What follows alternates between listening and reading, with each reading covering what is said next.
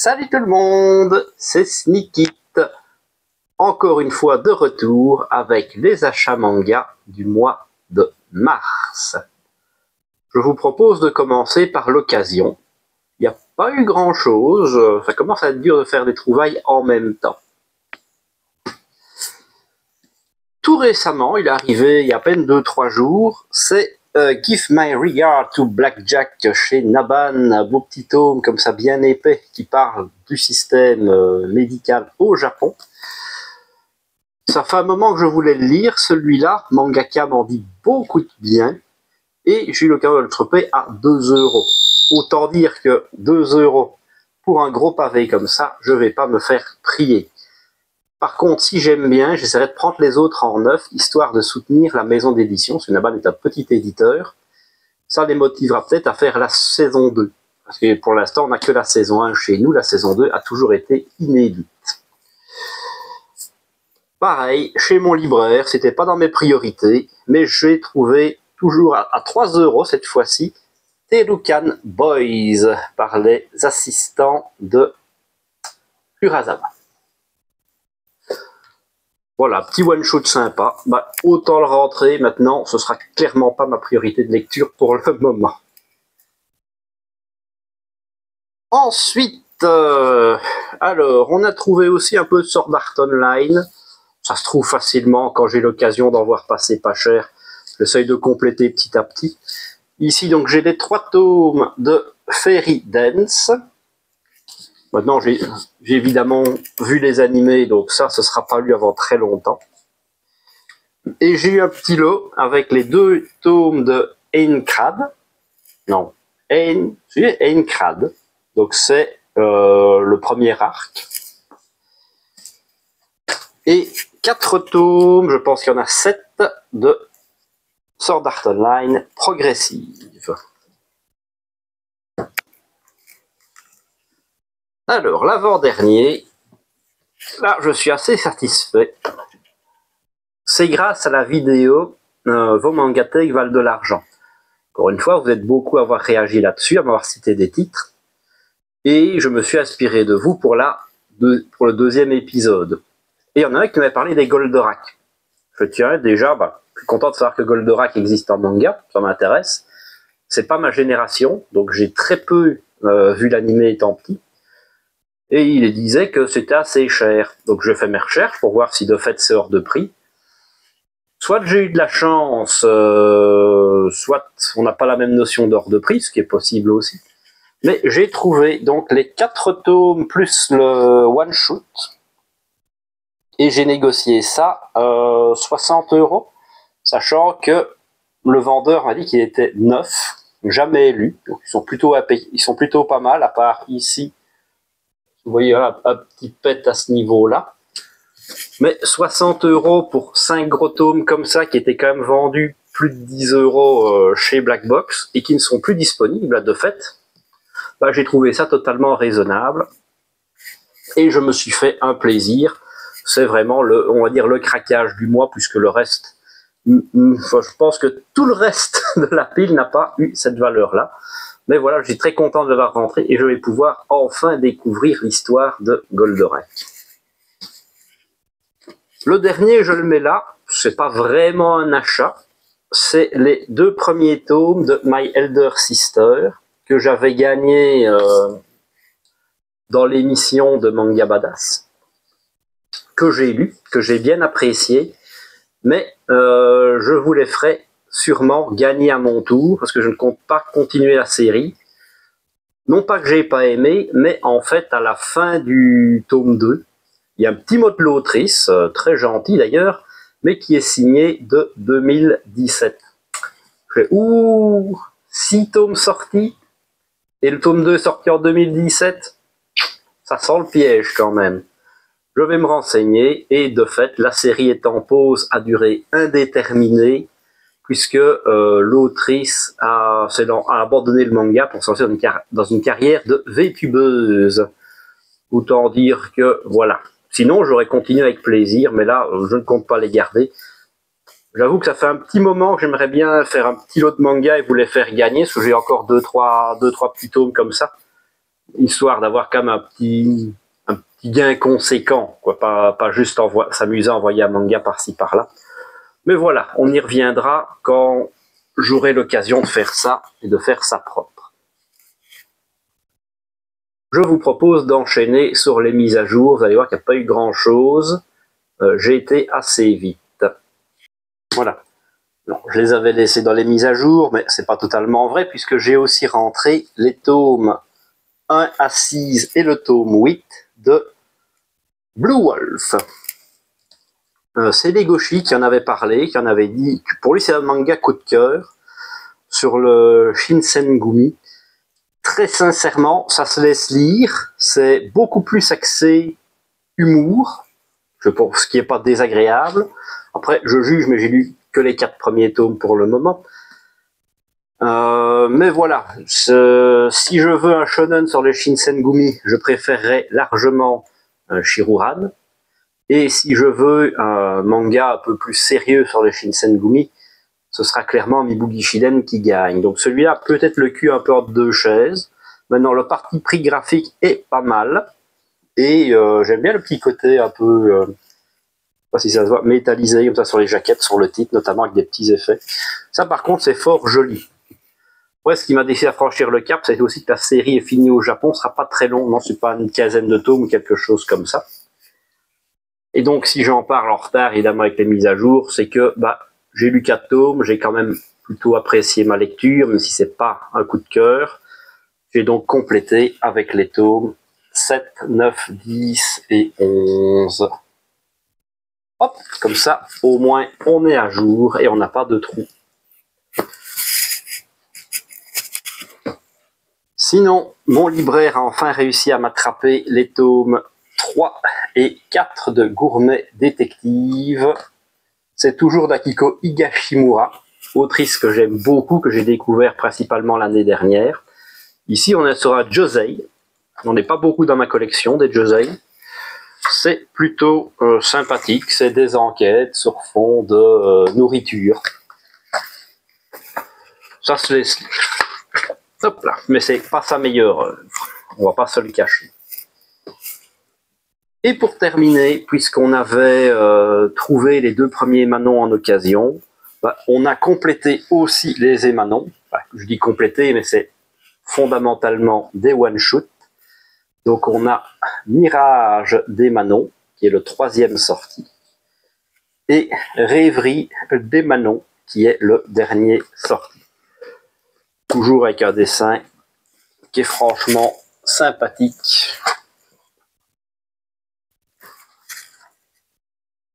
Et c'est des beaux gros volumes.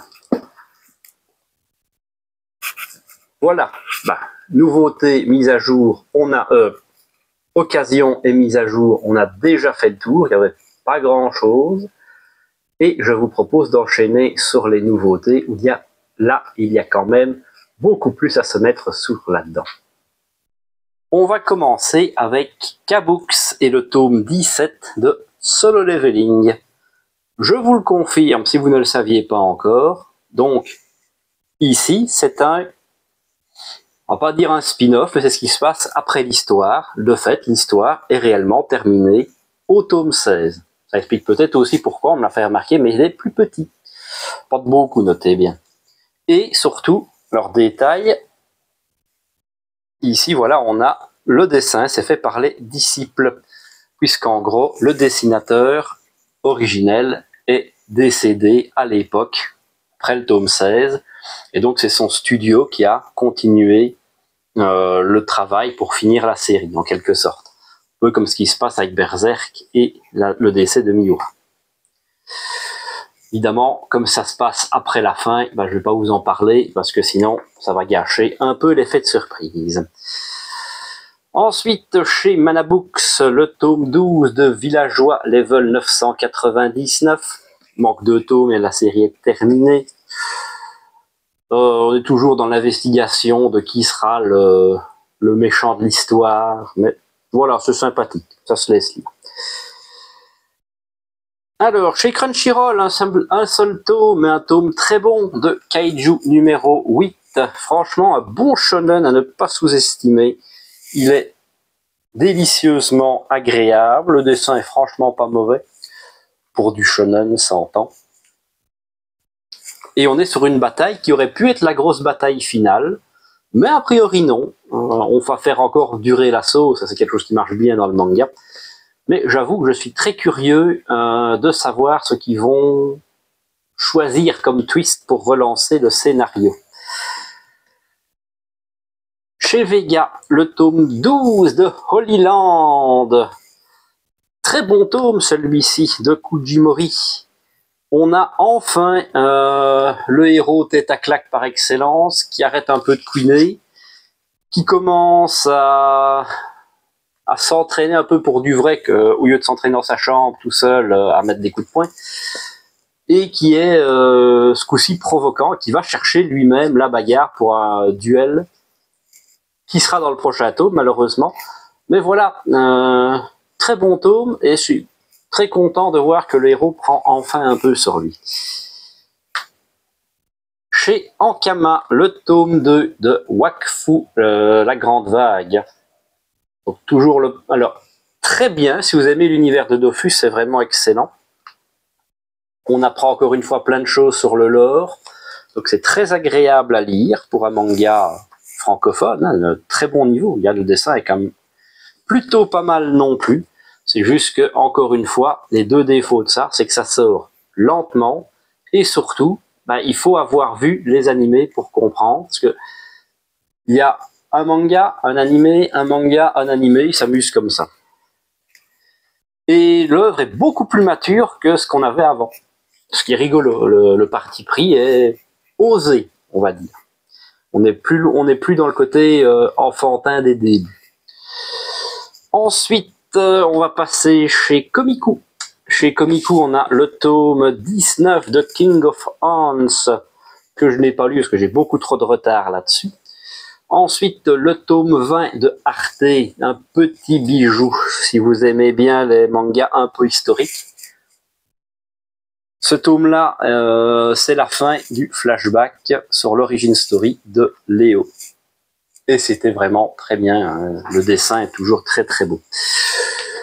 Pareil, si vous voulez du beau dessin, je ne peux que vous recommander The Ancient Magus Bride, ici le tome 21. On est toujours sur un tome de transition, c'est des vacances scolaires, côté magie, un peu londonien, comme ça, très anglais dans le style. Des dessins assez chargés, vous aurez très peu souvent des cases vides.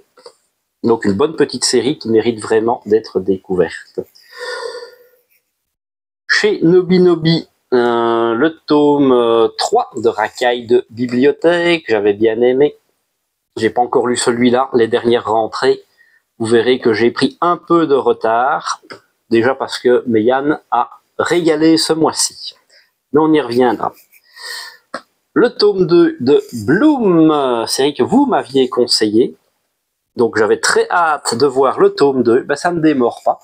J'ai beaucoup apprécié ma lecture du tome 2. Alors c'est une petite romance sympathique avec une fille qui est dans une école pour filles un peu bourgeoise, un peu huppée, et le garçon qui est dans une école de clampins avec des racailles et le bas du panier. Donc tous les opposent, mais eux, ils s'aiment, c'est le principal. C'est ça qui est bon. Alors, chez Akata, je pense qu'en fait, il est sorti le mois dernier. Moi, je l'ai acheté ce mois-ci. C'est le Bourge et la Cagole. J'en ai entendu du bien. Alors, j'avoue que le titre m'avait un peu rebuté. Mais en fait, c'est par l'autrice de Switch Girl, que j'avais bien aimé aussi. Pareil, c'est une petite romance avec des personnages à la base que tout oppose. Vu que la fille est une ancienne Gyaru, donc une sorte un peu de la racaille comme ça, mais ils font des distinctions, justement, ils jouent là-dessus parce que sa mère a aussi été une racaille, mais il y a des différences, blablabla. Et lui qui est évidemment fils d'une grande société qui représente plusieurs milliards de yens.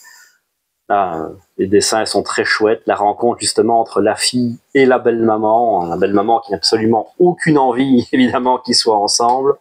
C'est un manque de respect total, la guerre est déclarée entre les deux. C'est vraiment à pleurer de rire, c'est excellent. Ce sera pas trop long, fini en 7 tomes, donc ça m'a vraiment motivé à y aller et j'ai vraiment passé un bon moment de lecture. Et un petit one-shot Magister, l'école à l'hôpital, c'est par l'auteur de Sans aller à l'école, je suis devenu mangaka. Alors ça parle du métier d'instituteur, mais mais en hôpital évidemment, hein, vous l'aurez compris. C'est plutôt sympathique. Encore une fois, on découvre une profession qui est difficile, puisque donner cours à des enfants qui ont souffert, qui n'ont pas forcément envie d'étudier, c'est compliqué. Et évidemment, le manga est honnête. Dire, quand un enfant est hospitalisé, des fois ça se passe bien, des fois ça se passe pas bien. C'est vraiment bien fait à ce niveau-là. Donc il y a des passages qui sont pas faciles. Moi, c'est des trucs qui me touchent. Mais voilà, c'est un petit one-shot. Franchement, si vous êtes un peu curieux, je vous le conseille. Si vous avez aimé Les Enfants d'Hippocrate, par exemple, chez Mangetsu, donc sur ça aussi, avec des jeunes en milieu hospitalier, il y a des grandes chances que ça vous plaise et vous ne risquez franchement pas grand-chose. Chez Doki Doki, le tome 21 de Mushoku Tensei, petit isekai, ma foi, très agréable. Et le spin-off qui se termine, le tome 12 de Mushoku Tensei, les aventures de Roxy. C'est aussi sympathique, mais ça spoil le manga original. Donc si vous avez lu le light novel, que vous êtes à jour, pourquoi pas. Si vous n'aimez pas, c'est du isekai, le spoil, ma foi, c'est pas non plus scandaleux. Mais si vous ne supportez pas le spoil, je vous conseille de ne pas aller sur la fin du spin-off. Au cas où, je pense que ça devrait être bientôt rattrapé par le manga original. Chez Mangetsu, le tome 27 d'Awashi, très chouette couverture, j'aime beaucoup. On est sur la fin du match important, toujours du très très haut niveau. Bah oui, manga de foot, mais manga de foot qui régale. Le tome 4 de Jimbosho Sisters, un tome avec une petite révélation, ma foi, fort sympathique, qui, à mon avis, va plutôt mener sur du quiproquo qu'autre chose, mais ça se laisse lire, c'est vraiment très bien. Pour ceux qui ne connaîtraient pas encore, c'est l'histoire de 3 filles qui ont repris une librairie. La grande travaille pour subvenir aux besoins de la famille, la moyenne a repris la librairie et tient son rôle de libraire du mieux qu'elle peut, elle apprend sur le tas. La plus petite est encore aux études, donc ça marche bien. D'ailleurs, 3 filles, d'un petit côté 4 size, non? Et le tome 22 de Shiruran, celui-là, je ne l'ai pas lu. Encore une fois, question de temps, parce que c'est un manga que j'aime beaucoup. Chez Glénat, le tome 23 de Dragon Ball Super. Donc, on a enfin terminé avec le film. On espère quand même avoir un peu de nouveautés à se mettre sous la dent, parce que c'est bien de reprendre les films, mais ça fait durer, surtout que les mangas sortent pas beaucoup. On va pas se le cacher, c'est Dragon Ball Super, c'est pas dingue. La mort de Toriyama a mis un gros coup dans la série en plus, qui a fait une énorme pause, qui a théoriquement repris, mais voilà, on est loin du vrai Dragon Ball qu'on aime et qu'on adore. Le tome 7 et dernier tome de Une touche de bleu. Très bon petit shoujo. Un shoujo que je conseille si vous n'avez jamais lu de shoujo, que vous êtes un peu frileux, que vous voulez vous lancer. C'est parfait pour découvrir un petit shoujo en 7 tomes, avec évidemment toute cette notion d'acceptation de soi. Le personnage principal qui a une sorte de coup bleu permanent, qui s'appelle Naivus, et une fin, ma foi, très satisfaisante. Beaucoup aimé cette petite histoire.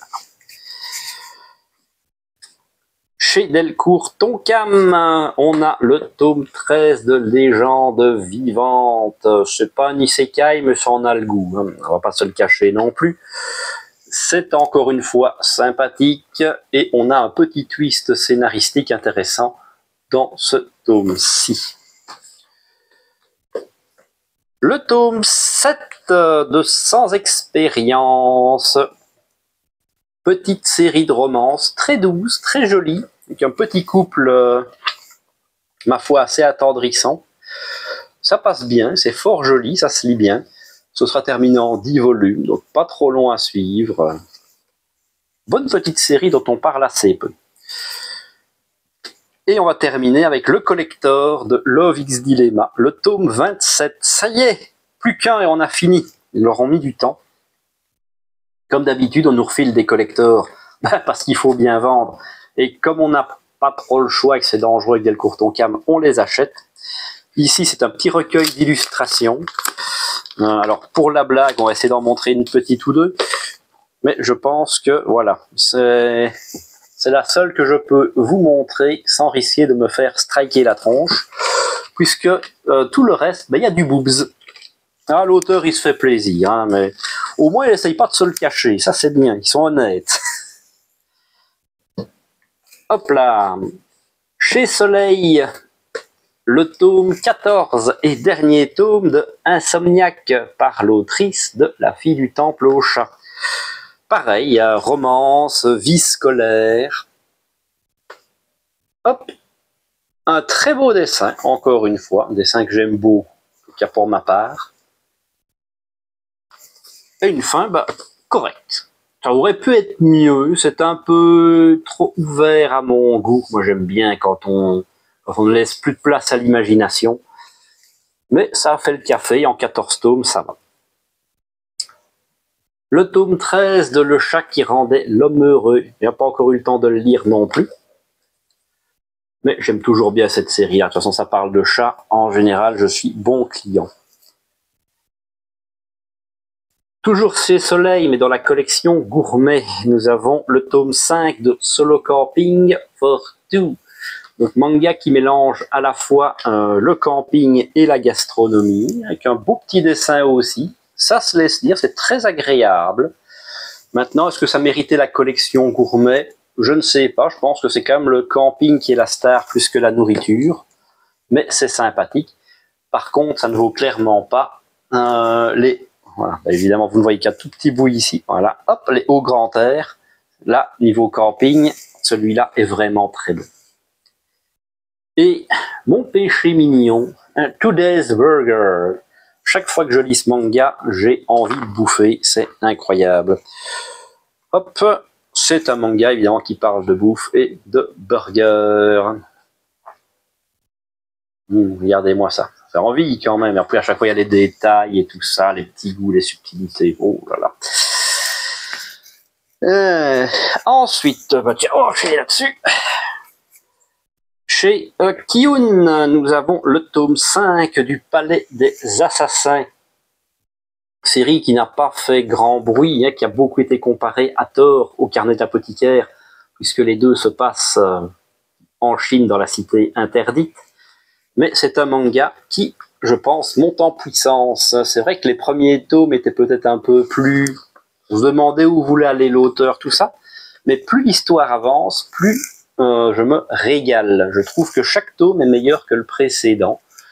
Et honnêtement, si vous êtes un peu curieux ou si vous aviez commencé, que vous avez mis la série en pause, je ne peux que vous conseiller d'y retourner et de lui laisser au moins une seconde chance. Peu de chance que vous soyez déçus. Une petite nouveauté, donc ça c'est une commande spéciale de faite par Kiyun, qui ont l'habitude maintenant de faire directement des mangas par des japonais mais sur commande de eux, donc des exclusivités françaises j'ai envie de dire. Nous avons Switch Family qui sera fini en 4 tomes, donc à chaque fois c'est des séries assez courtes, ce qui est plutôt sympathique. Ici on est sur un adolescent qui a perdu sa mère quand il était jeune. Et tout d'un coup, l'esprit de sa mère s'incarne dans son corps et à chaque fois qu'ils vont dormir, ils échangent de corps l'un avec l'autre.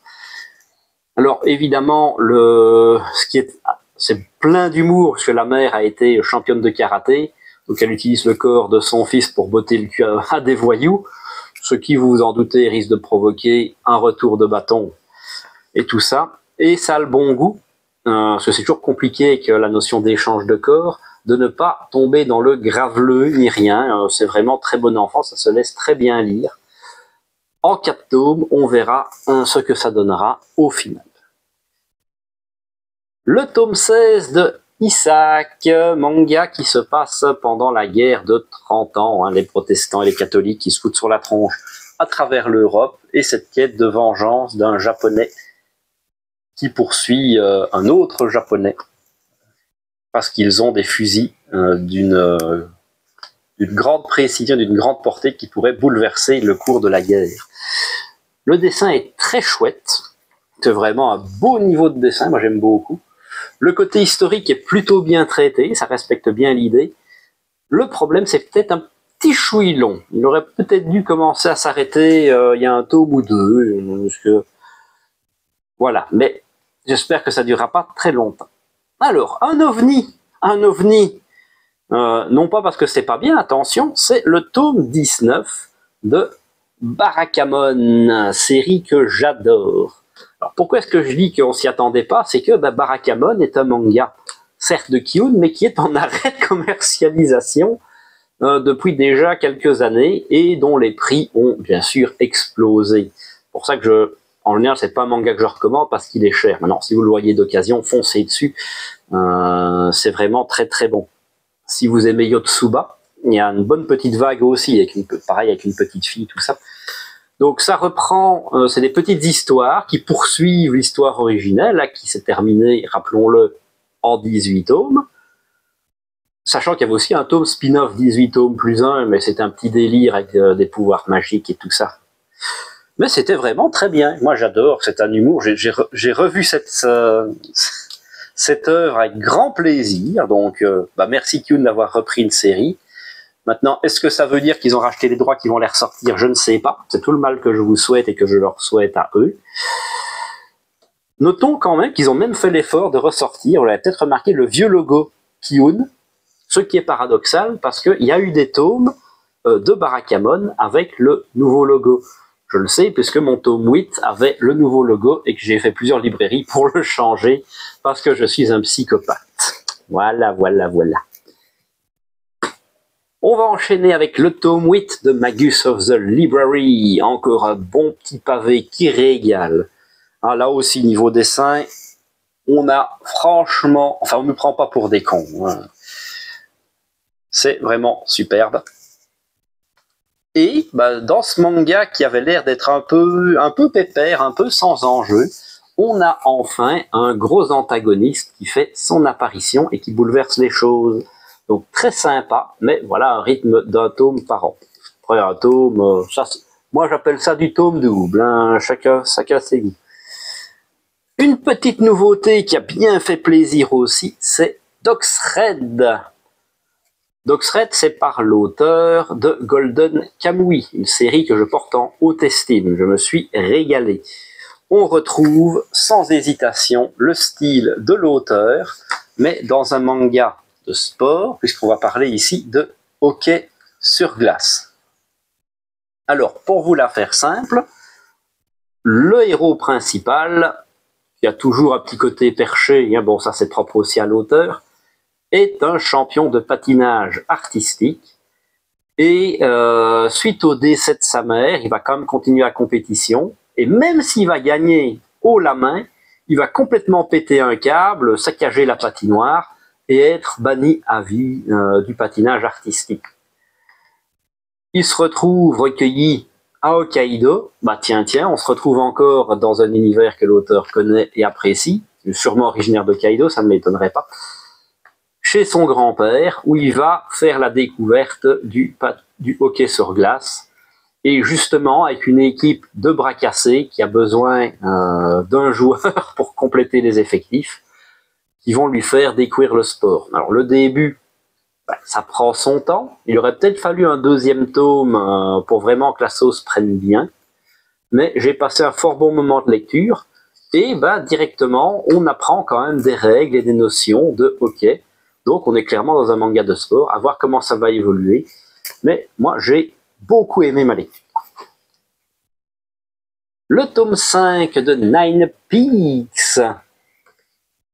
Ça passe toujours aussi bien aussi.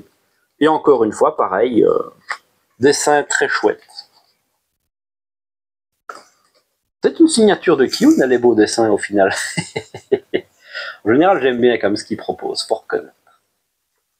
C'est du bon Furio, ça marche bien. Je pense qu'on va passer bientôt au level supérieur, parce que là, le lycée est enfin, on va dire, conquis, on va passer au niveau suivant. Ça marche bien, c'est une bonne série pour ceux qui aiment le Furio. Hop là. On va passer chez Kurokawa avec le tome 26 des Gardiens de la Galaxie que je n'ai pas lu. Je suis très en retard là-dessus. Le tome 29 de Hippo, m'était gardé aussi quelques tomes. Je suis très en retard sur la saison 6. Mais c'est pareil, Hippo, c'est une série où j'aime bien manger plusieurs tomes d'un coup. Il n'y a rien de plus insupportable que d'être arrêté au milieu d'un combat. Donc j'aime bien aussi laisser passer quelques tomes. Peut-être aussi parce que le fait que moi je m'y suis mis quand la saison 6 est sortie. Donc j'ai pu enchaîner les tomes vitesse grand V. Maintenant ça manque un petit peu. Le tome 17 de 008 Apprenti Espion, toujours par l'auteur de Kenichi, le disciple ultime. C'est sympathique, ça passe bien, c'est une bonne lecture. C'est bourré de Heishi, hein. Si vous aimez le Heishi, il va vous faire plaisir. Et on a une jolie jaquette qui spoile plutôt pas mal ce qui l'élément twist de ce tome, ce qui est un peu débile.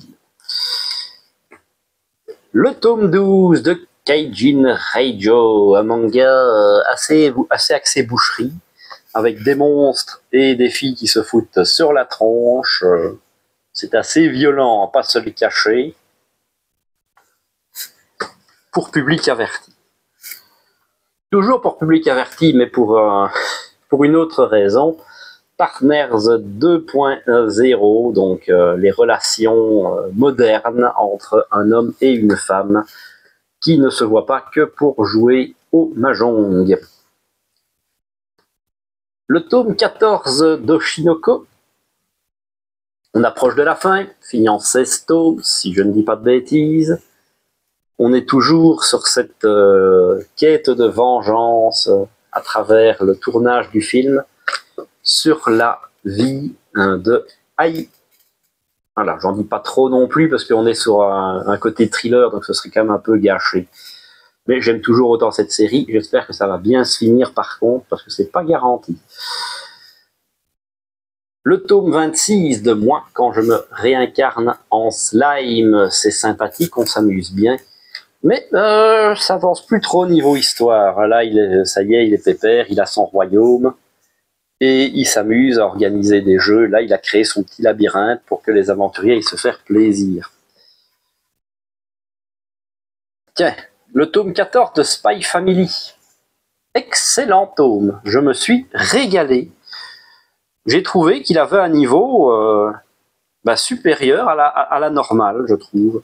Alors, on retrouve évidemment les petits passages d'humour qui marchent bien, avec Anya qui est mis complètement en avant dans la première partie de ce tome. Donc ça, c'est du bon gros Spy Family comme on les aime. Et puis, très intéressant, on a l'origine story de ce personnage-là.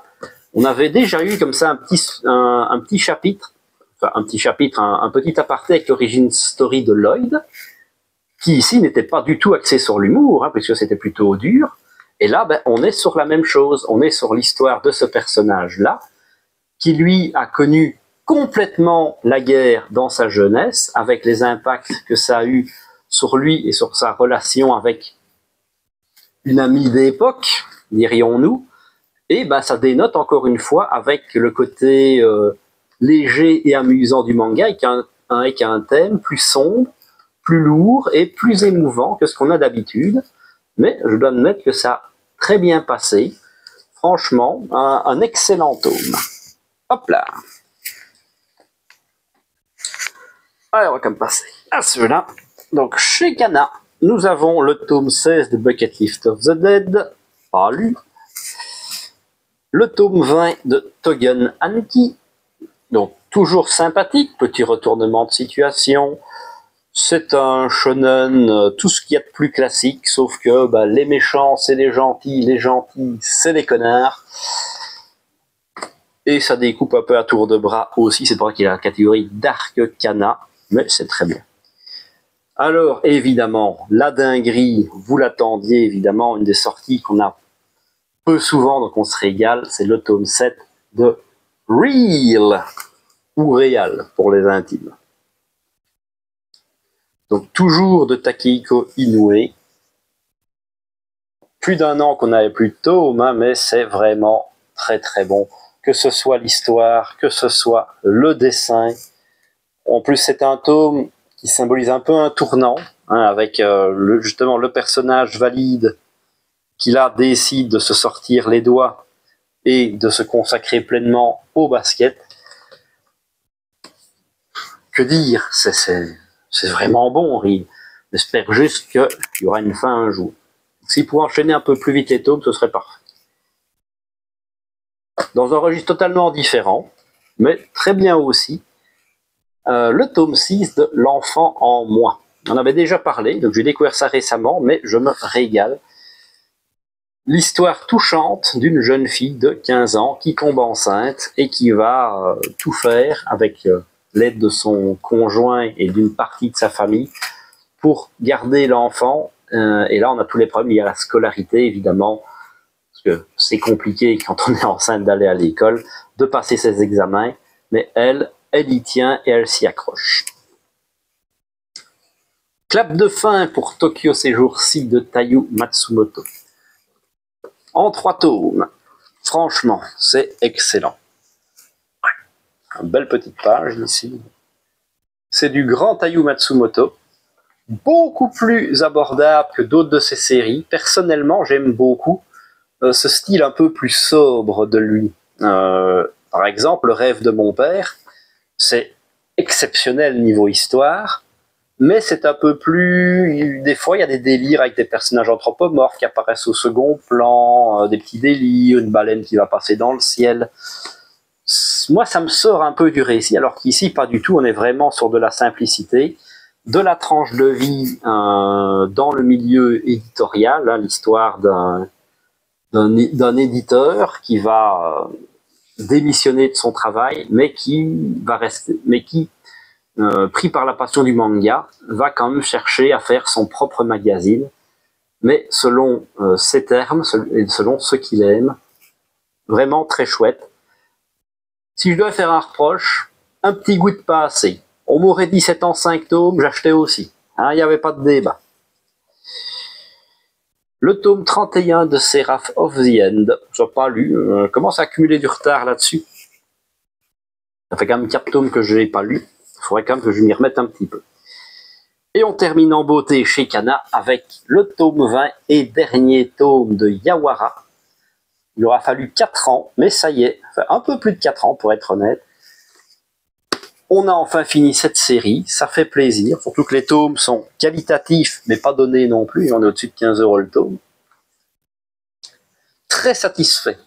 Je ne le dirai jamais assez, mais certes, Urasawa est un maître en ce qui concerne le thriller, mais pour le sport, vous auriez tort de le sous-estimer. On retrouve bien sa patte graphique, ça fait toujours bien plaisir. Et encore une fois, une fin très correcte, même si j'en aurais voulu aussi un petit peu plus sur la fin. Encore une fois, moins fan des on-dit, je préfère les actes purs et durs. Hop là. On va passer chez Pika avec le tome 21 de Twilight Bound and a Cocoon, que je n'ai pas lu. De même pour le tome 20 de The Fable. Là, on va s'en garder. Pareil, ça, je m'en garde 2-3 pour enchaîner. Ça va être bon.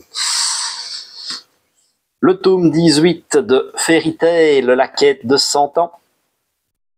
Ça y est, on arrive au dernier dragon divin. Et, comme d'habitude, il est fort le Mashima pour faire durer la sauce.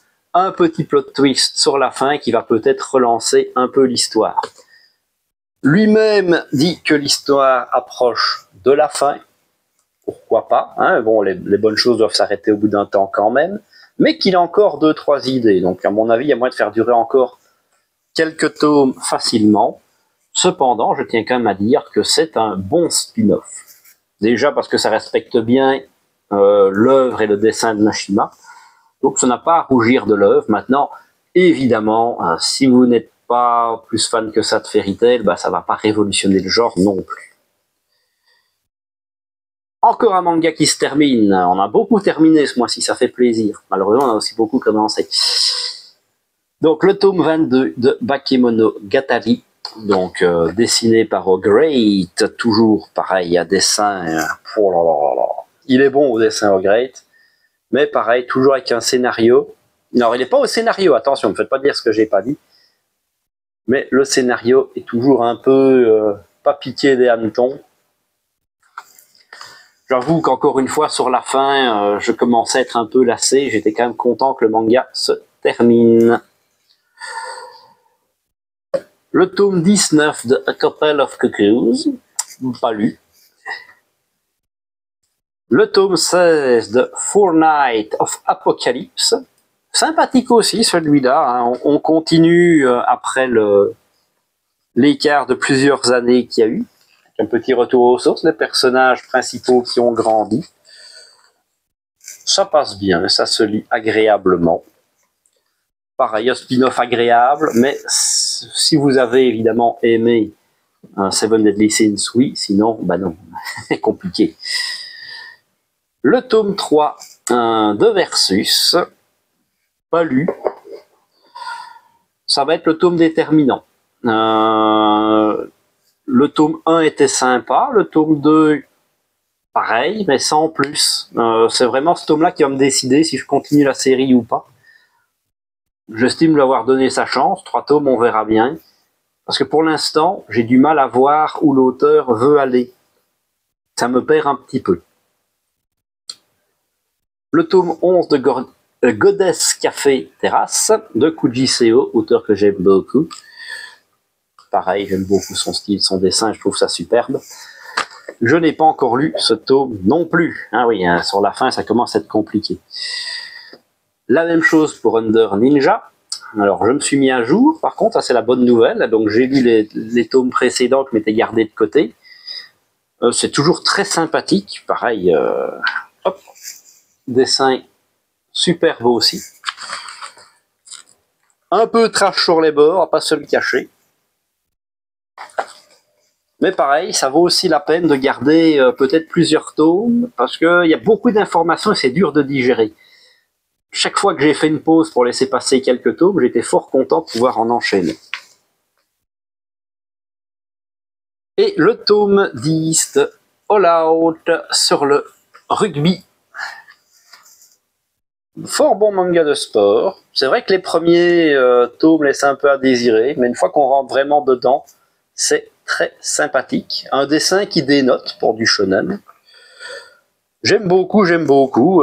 Plus que 7 tomes et on arrive au bout, donc on a dépassé la moitié.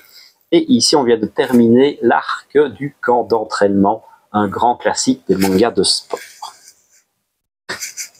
Et on va terminer avec Meian, qui s'est fait rudement plaisir ce mois-ci. Alors, histoire que vous compreniez bien. Hop, hop, hop, hop, hop. Voilà. Tout ça, c'est que du Meian. Après, on s'étonne qu'on a du mal à lire tout ça dans un mois. Déjà, les tomes 11 et 12 de Gashbel, des bons gros pavés. Ça, c'est des tomes doubles, évidemment. Peut-être même un peu plus. On approche de la fin. On a terminé une grosse baston. Pas terminé, non, parce qu'il reste encore un antagoniste. Est-ce qu'on va terminer l'histoire là-dessus? Je ne sais pas. Je n'ai jamais lu la première édition, qui s'appelle encore Zatch Bell. C'est-à-dire que rien qu'avec ça, ça prend déjà du temps. Hop. C'est du bon shonen sympathique, ça passe bien. Et il y a un petit côté Pokémon avec chaque humain qui a son démon qui va évoluer, gagner de nouvelles techniques et tout ça. Plus tous les codes du shonen, l'entraide, l'amitié, ça passe bien. Mais ça révolutionne pas le genre non plus. Alors, 2 tomes de Grand Blue. Donc les tomes 21 et 22. Série que j'aime beaucoup, beaucoup, beaucoup, mais que j'ai pas encore lu non plus. Le tome 13 d'Egrégor, je pense que là, si je ne dis pas de bêtises, vous pouvez me corriger en commentaire, Je pense que c'est ce tome-là qui va clôturer le premier arc du manga. Donc ça, c'est parfait. Je m'étais mis quelques tomes de côté, parce qu'Egrégor, c'est vraiment très bon. Franchement, c'est du gros Heroic Fantasy. N'ayons pas peur des mots, je pense que ça n'a pas grand-chose à envier en termes d'histoire au Seigneur des Anneaux. Et en termes de complexité, non plus. Ce qui fait que c'est une série qu'il faut prendre le temps de lire, malheureusement. Si vous lisez un tome, que vous oubliez un peu ce qui se passe, c'est compliqué de reprendre la lecture. C'est pour ça que j'avais aussi fait une pause là-dedans. Et je ne sais pas comment ils vont faire pour la saison 2. Je me demande si je ne relirai pas l'entièreté de la série avant la saison 2 pour vraiment avoir tout bien frais dans ma tête. Mais c'est vraiment très bon. Hop là! On enchaîne avec les tomes 5 et 6 de Welcome to Japan, Elfe de mes rêves, que je n'ai pas eu le temps de lire non plus. Donc petit manga, tranche de vie, jeux vidéo, un peu de la bouffe aussi, c'est sympathique, c'est plutôt agréable. Succubus and Hitman chez Meian, mais dans la collection Daitan, même si celui-là est globalement soft. On commence un gros tournoi bien badass, sauf qu'évidemment c'est du manga bourrin et ça bute des gens, hein, mais ça se lit bien, c'est un délire agréable. C'est pas, à mon avis, c'est pas au niveau d'un Onigoroshi en termes de violence et de bourrinisme, mais c'est sympa et ça compense avec du cul. En même temps, c'est un manga qui parle de succu, vous attendiez à quoi? Et on a eu les tomes 6 à 10 de B-Blues. Et ça, j'ai tout bouffé. Voilà. Pourtant, c'est sorti la semaine dernière, hein, au moment où je tourne cette vidéo. Donc ça, c'est passé vraiment crème. C'est très bon comme manga de foot. Et puis, il aura fallu quoi? 3 ou 4 mois pour sortir le deuxième coffret. Donc vraiment chouette. Citez-moi une maison d'édition qui est capable en 4 mois de vous sortir 10 tomes d'une série. Il n'y en a pas beaucoup. Et rien que pour ça, je tire mon chapeau à Meian. C'est du super bon boulot. Rien à dire là-dessus. J'attire aussi votre attention sur un petit détail. On dit souvent qu'aujourd'hui, le manga, ça commence à coûter des sous. C'est vrai, on a plein d'éditions qui picotent. Là, le coffret est à 34,75 €. Prix conseillé. Si vous avez des réductions chez votre libraire, comme c'est mon cas, c'est moins cher. On est quand même sur des mangas à moins de 7 €. Franchement, à ce prix-là, faut pas bouder notre plaisir. C'est quand même toujours agréable de voir qu'il y a des éditeurs qui sont capables aujourd'hui de proposer des prix moins de 7 € le tome pour des tomes de qualité. Le papier est bon. On a même le coffret. Hein, bon, parce que là, c'est le coffret. Donc ça, c'est du bonus. Hein. Au sens strict, c'est pas gratuit. Ça leur coûte des sous de faire un petit coffret. Et de sortir à un bon rythme. Comme quoi, quand on se donne les moyens, c'est faisable. Et aujourd'hui, pour une série, parce que celui-là, on est quand même parti sur 49 volumes, c'est réconfortant de savoir que 49 volumes, même si on a 3 boîtes par an, on aura fini globalement assez vite. Quand on pense que Glénat, avec la perfecte édition de Berserk, annonce un tome tous les 6 mois, 10 ans pour rattraper la publication, c'est problématique. Mais bon, c'est peut-être pas le meilleur exemple. Berserk, si vous voulez les lire, ils sont tous dans le commerce d'ici. Voilà, écoutez, je pense qu'on a fait le tour. On a peut-être oublié un ou deux par-ci, par-là, mais bon. J'avais aussi plein de Totoro, mais ils ont tous été reportés. Comme c'est étonnant. Et encore, j'ai fait ma liste du mois prochain. S'ils avaient été reportés au mois suivant, tu te dis, ça passe. Non, ils ont disparu, c'est fini, hop, à plus. Ah là, quelle tristesse, quelle tristesse. Enfin bon, sur cette note joyeuse, n'hésitez pas à laisser le petit pouce bleu, ça fait toujours plaisir. Je sais que je ne vous mérite pas, mais vous êtes toujours au rendez-vous et ça me fait quand même quelque chose. N'hésitez pas aussi à lâcher les commentaires, c'est le plus important. Donnez-moi votre avis sur les nouveautés, sur les séries que vous avez terminées ce mois-ci par exemple. Si vous êtes d'accord avec mon analyse sur les fins de série, si vous êtes vous-même à jour. Et n'oubliez pas de vous abonner pour ne pas manquer les prochaines vidéos. Et moi je vous dis à la prochaine!